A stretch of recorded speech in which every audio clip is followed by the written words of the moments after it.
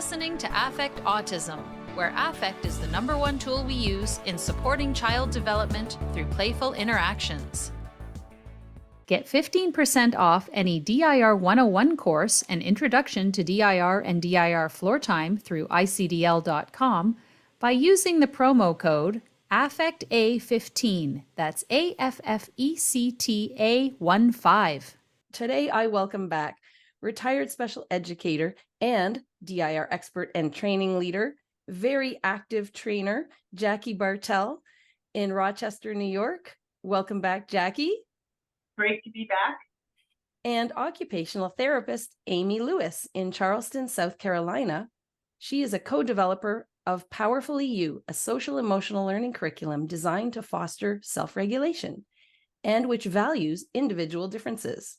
She has a special interest in self-integration, is currently enrolled in a floor time certificate course with ICDL, and holds many other certifications. We will discuss today together the connection between regulation and compliance. Welcome, Amy, too. Thank you so much for having me. So this stemmed from a conversation I had with Jackie, and we were discussing different things that come up with children when they are dysregulated and different behaviors that come up in general. Dysregulation does not mean that a child is being non-compliant. And what I was bringing to Jackie was a child who is being non-compliant is not necessarily dysregulated. One of the things that I think about when, just in terms of your introduction, we often talk about, and the world often talks about, a child is not compliant.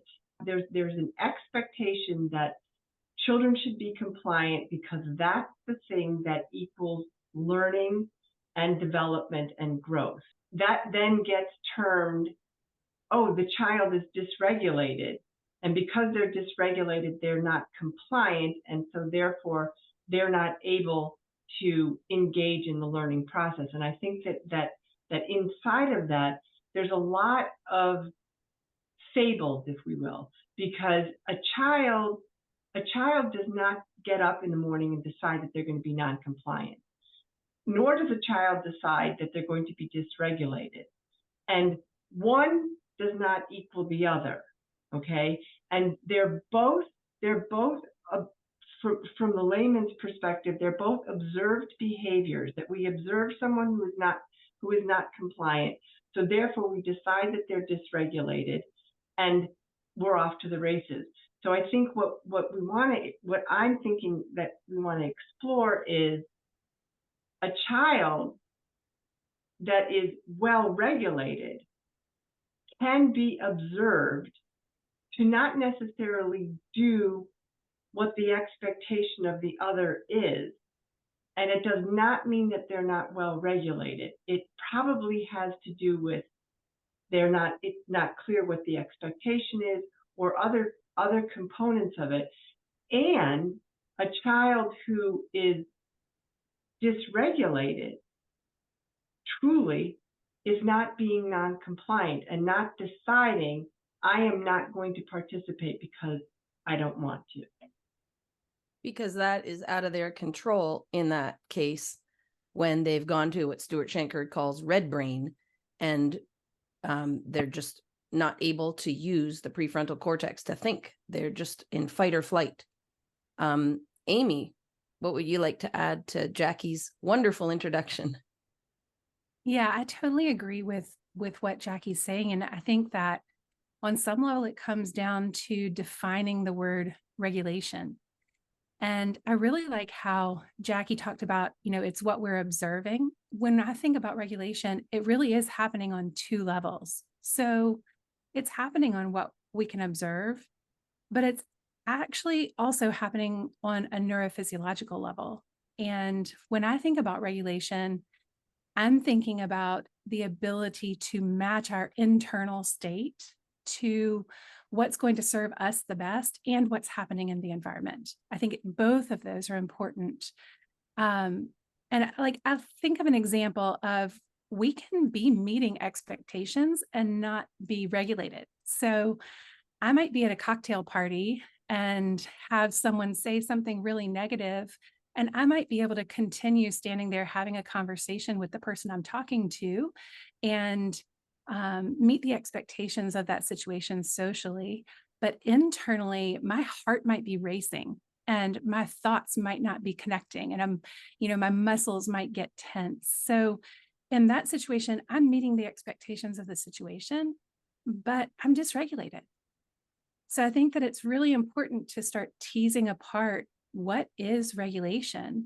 And the way that I have defined regulation is kind of complicated, but it says the ability to adapt our neurological arousal, our emotional state, our motor activity, attention, and behavior to meet our own needs and the demands of the situation.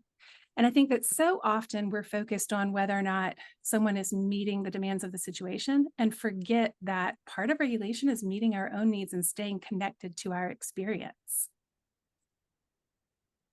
Definitely. And I think a lot of that has to do with, and I know you talk about this, interoception or interoception, however people pronounce it, and having that sense of what you're feeling. I did a podcast with Dr. Ira Glavinsky about that and how you can learn about feelings and you can learn about states, but unless you actually experience what it is and feel it, you don't really understand it.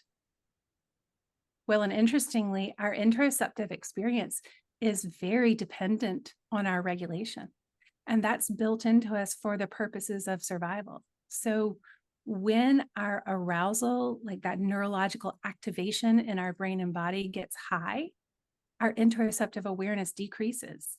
So for me personally, like as an adult at the age of 42 years old, when I got dysregulated, I would hold my breath and I didn't feel sensations in my body at that point. And it wasn't until I learned to pause and take a breath that I noticed that, oh, when I'm in situations where I'm dysregulated, I feel heat in between my shoulder blades and I feel butterflies in my stomach. And before I learned to stop and take a breath to get a little bit of regulation on board, I couldn't even feel those things. And that's something that's built into us from an evolutionary perspective, that it doesn't help us to survive to stop and think about how we're feeling in the moment if we're in a situation of life threat. So that's where, like, a soldier running across the field who has lost a limb doesn't realize that they have lost a limb or been eviscerated until they get to safety. So a felt sense of safety is actually what facilitates regulation and interoceptive awareness. Yeah, there's so many branches we can go on here. The first thing I'm thinking is the parents who tell me their kids are wonderful at school and they come home and they lose it. It's because, like you said, they're in that zone of just performing, even though they might be dysregulated. When they get to that sense of safety, I can let it all out. What you just described, Daria, that the child is holding it together. They may not be regulated. Right. And observed behavior is compliant. This child is calm. This child is in the state that they need to be to learn. And in fact, they may not be. There is often a unintentional misunderstanding or misreading of the person that is in front of us on what is their state. We can have a child who is sitting in the classroom and look very compliant and be completely checked out and not learning. So I think that, that word non-compliance is really about, are they meeting our expectations or not? It has nothing to do with whether our expectations are appropriate and whether they are actually in a state that facilitates their learning.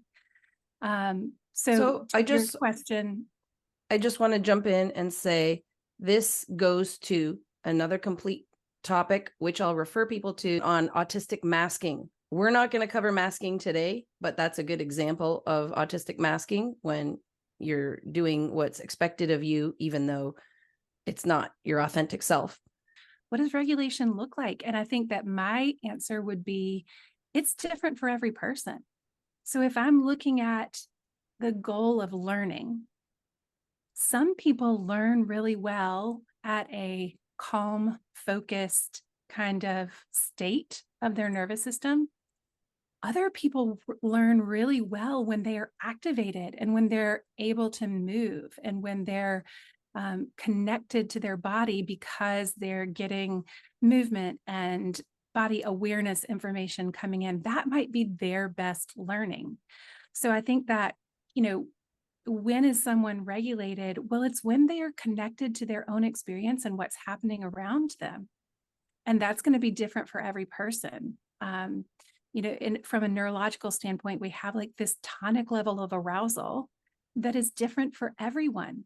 If the expectation is absorbing information, then that's what I should be looking at as the goal and supporting regulation that facilitates that, not the outward behavior of sitting still in a desk and learning or whatever, other behavior is being expected of a child in a moment. We have to be really careful about our expectations and whether or not that actually equals the goal that we have in mind. For sure. And you're talking about individual differences and how it's so different for everybody. I know Jackie's been in meetings with me. I'm walking around, I'm making my lunch, I'm eating.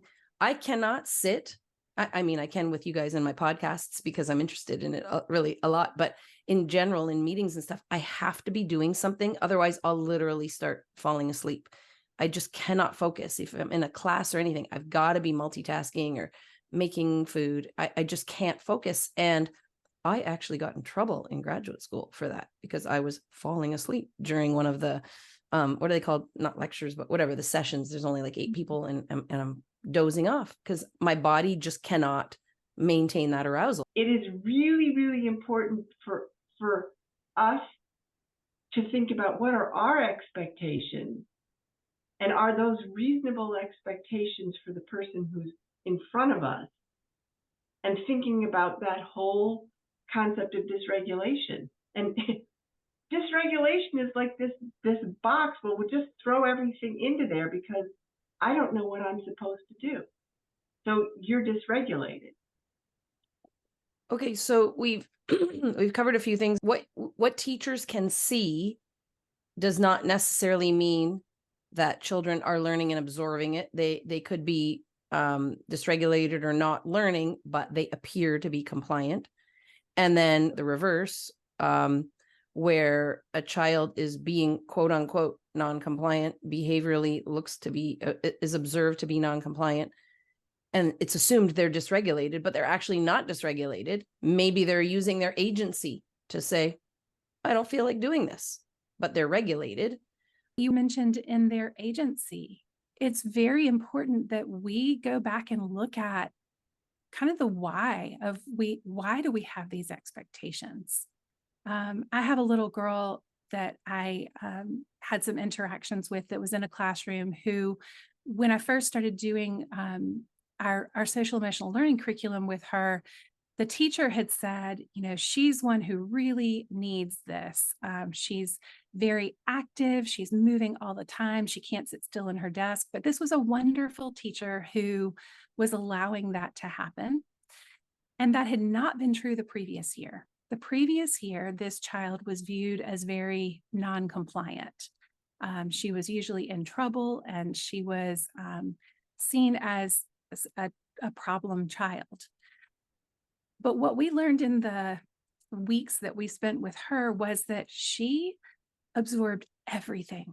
She was a star pupil in our class and heard everything that we said while she was standing up and bouncing and sometimes turning her head upside down.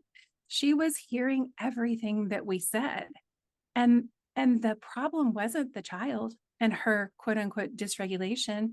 She wasn't dysregulated. She was supporting her own nervous system. The problem was when the adults had expectations that were about the outward behavior and not about her learning. Because if they had asked themselves, why do I need her to sit in a chair and be still and quiet? Or why do I need her to complete this particular task? The answer probably would have been so that I know she's learning. But if they ask themselves again, why would that show me that she's learning? They probably would realize that it doesn't mean that she's learning. She wasn't learning when she had to sit still and be quiet, and she could eventually have agency and tell everybody, if you want me to learn, I have to be able to move. I mean, that is ultimately agency, when you can notice your own regulation and tell someone, it's not a match for your expectations of me in this situation.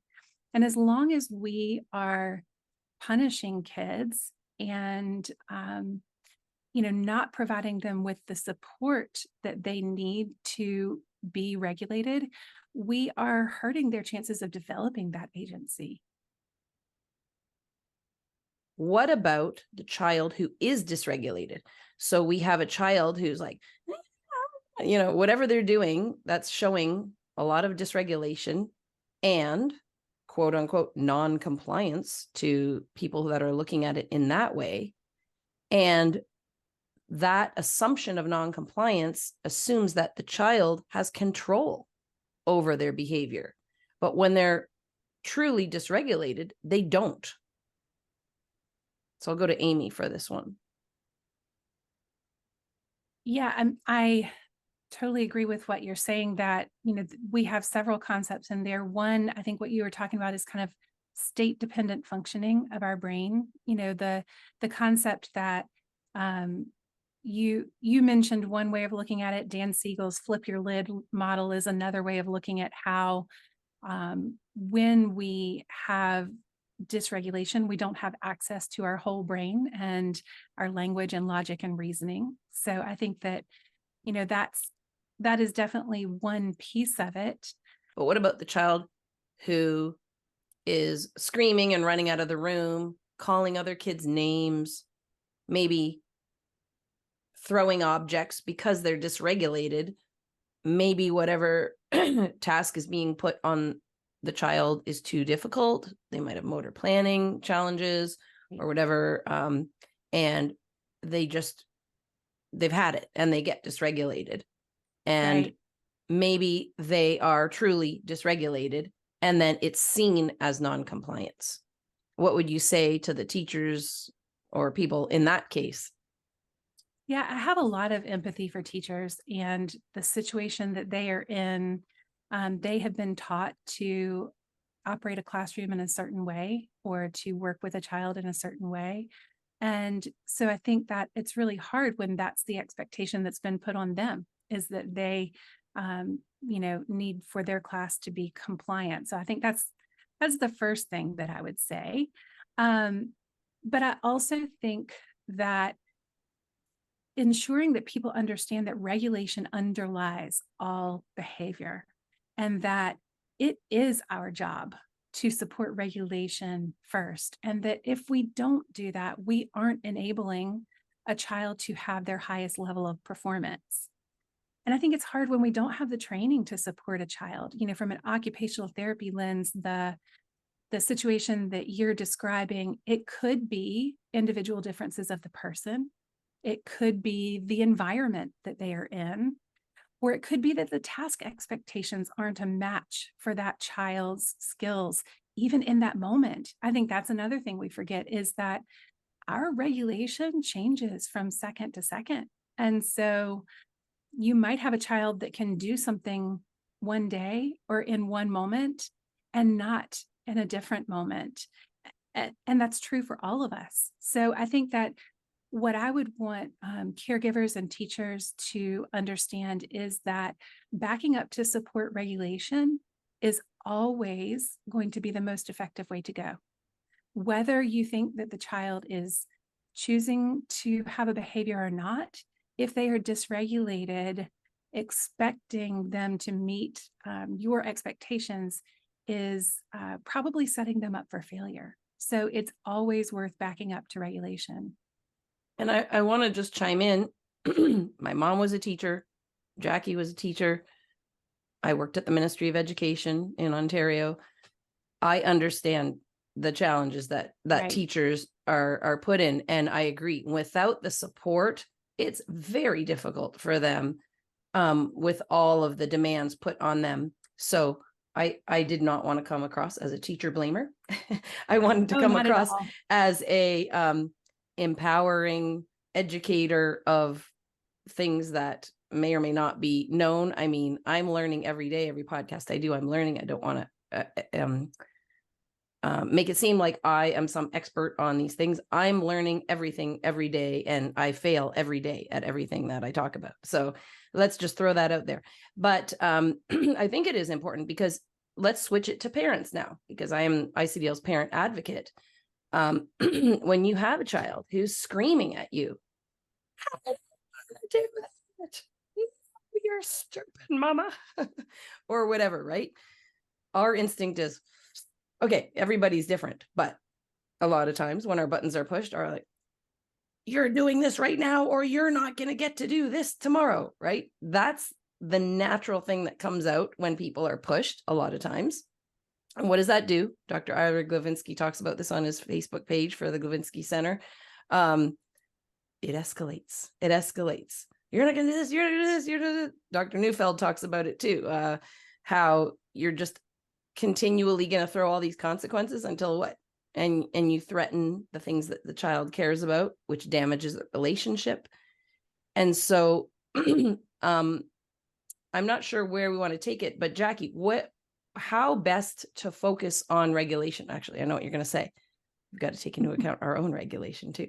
But what's the best kind of way that somebody who is strapped, like a teacher with lots of students and lots of demands put on them, and a very dysregulated child who is being unintentionally non-compliant per se from an outside perspective, and or parents who have multiple children and they're trying to get things together, and one is just screaming and throwing things, hitting the other kid, whatever it is, they're dysregulated. Right. And I what I think about in that situation, so that the description of the child who's falling apart, what we observe is a child who's falling apart, who runs out of the classroom calling children names and throwing things. I don't cue into that moment of dysregulation, or what I'm observing is dysregulation, because I would question, is this a regulation issue, or is this a communication issue? Because that child may be saying to me, I can't do what you're asking me in the way that you're asking me. And I have turned the volume up this loud to get you to listen to what I'm saying, and not immediately jumping to, oh, he's dysregulated, but rather, and using myself as the conduit to understand and use the tools that I have to help that, if in fact it is dysregulation, to help that child or person come back into regulation. So the child falls apart, and I would stop and go, first I'd have to stop and go, Jackie, what just happened, and what did I do? And what was my expectation? And was my expectation reasonable in the face of what happened? And then I would go to the child and say, something's wrong. I'm going to help. And just start with that, because that then throws us into this wonderful tool that all of us carry with us of co-regulation.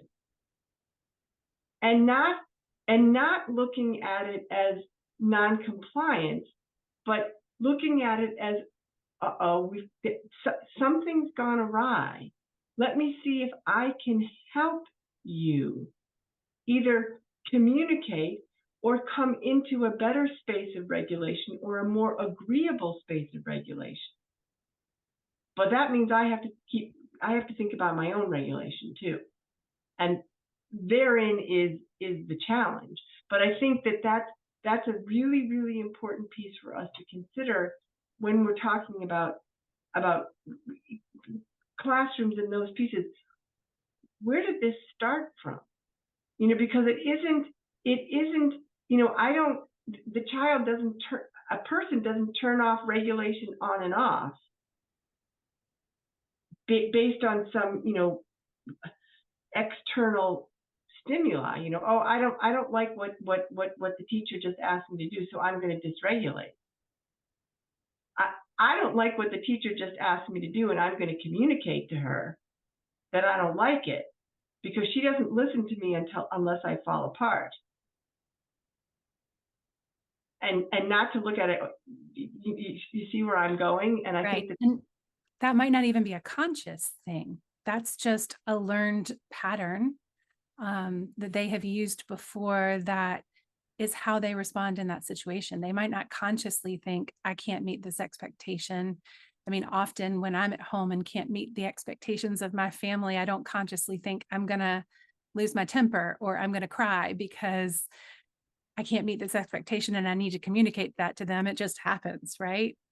And I think what you were pointing to in that is really important too, to say people really want to know how to react in that situation. And you just gave some really nice examples of things that we can do to react in a situation where an individual is dysregulated and not able to meet the expectations of the situation. But what is really going to be the most effective in the long term is to be proactive in looking at, you said what was happening in the environment. That's often a reflection that we have to have outside of the time that the person we are with is dysregulated. And I find that so often parents and teachers are, living from moment to moment, just getting through it because we're all overworked and overstressed when we're in these situations, and taking the time to reflect on what's happening and the expectations we have might not be at the top of our list of things that need to get done. We just want the kid to do this thing that we have told them they need to do. But often the most effective use of our time is going to be to step back and really do a reflection on what are we chronically seeing happen for this child? Where is the biggest problem in their day? What are our expectations in that situation? What is the environment? How is it supporting them? Their individual differences. I think that it's just, my point is that stepping back and doing that reflection proactively is going to serve us really well to then bring those tools that Jackie mentioned to that moment of dysregulation when it happens. So I have my like cloud bubbles popping off the screen. I got to get my videographer brother to get me some cool things like to do these effects. So a couple of plugs. Season 1, episode 3 of We Chose Play is all about this developmental approach and looking at a child through a different lens. Dr. Stuart Shanker and Dr. Glavinsky in past podcasts with me have talked about that. What you see is different when you see a child through a different lens. The podcast with Kashina Holder about creating opportunities for co-regulatory support. And she really dives into co-regulation. So we don't have time to go into all of that here, but I love what Jackie said. That mimics what Dr. Neufeld advises as well. Things that I'll say is, if my son says something like, well, you're stupid, Mama, I'll go, oh, I wonder why you said that. Something's going on. I'll just sort of plant those little seeds, not asking him directly, just wondering out loud. And talked about with Eunice Lee in a follow-up podcast with Dr. Shanker, she talked about being proactive, noticing those cues. Talked about this in a number of podcasts with people. What can we notice? Like Jackie says, what happened right before that happened? What happened? Like you said, what's going on in the environment? Self-advocates often say, I've heard Kieran Rose, I've done many podcasts with him, talk about what is disabling about the environment. And Amy spoke to that. I wanted to ask you, Amy, because I know in your Powerfully You program, you talk about Lisa Feldman Barrett's concept of body budget, which you guys renamed body battery.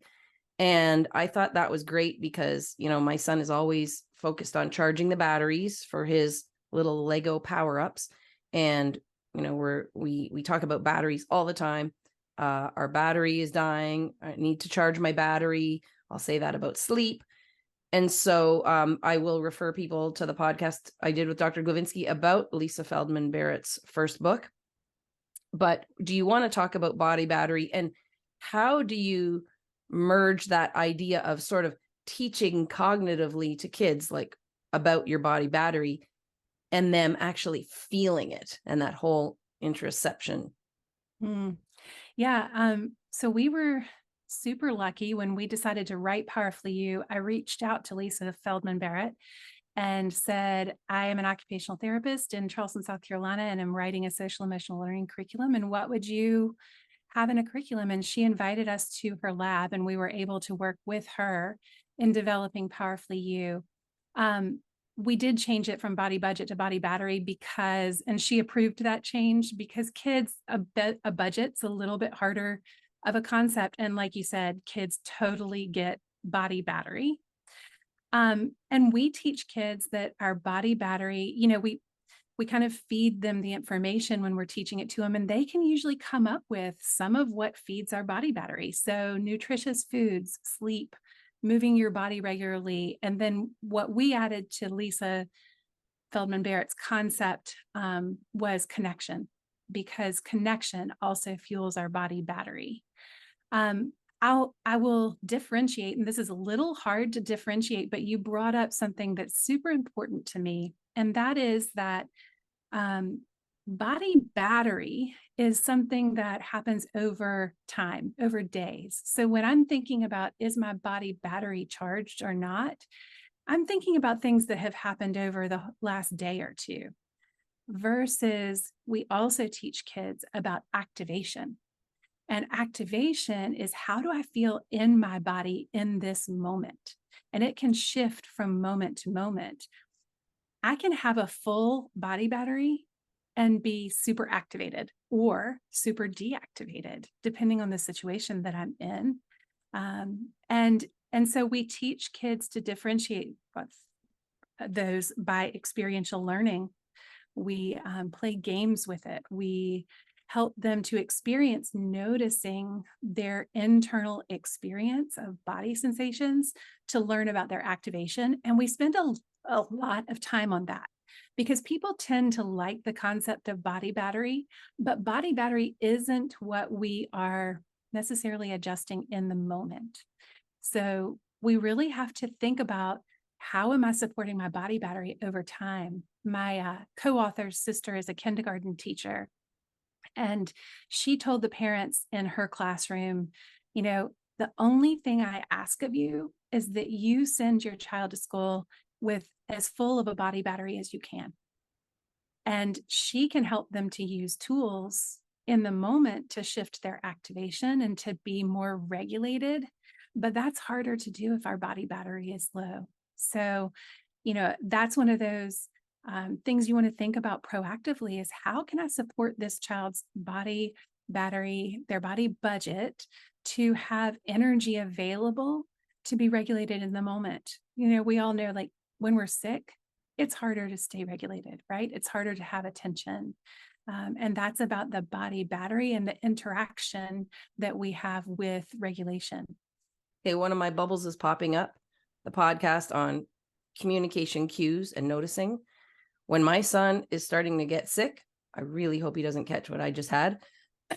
I'll notice he just starts being crankier. He starts acting out. So just noticing those kinds of things. But also, I will say that this is possible. And Dr. Stuart Shanker talks about this with their self-reg program, that it is possible to teach kids these types of things. And I'm sure you have the experience as well. In my son, I can talk about these kinds of things. Over time, he has gone from maybe just screaming in the minute when he's frustrated, like, "You're stupid, Mama," to, "Mama, I have a bad word for you."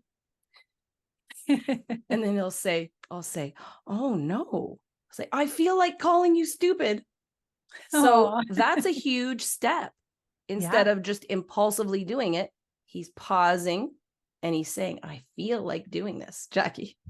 So I think because I'm going to bring it back to the model, but She's what talking about the DIR model, developmental individual differences, relationship-based model, DIR floor time, that we talk about on this podcast. Yep.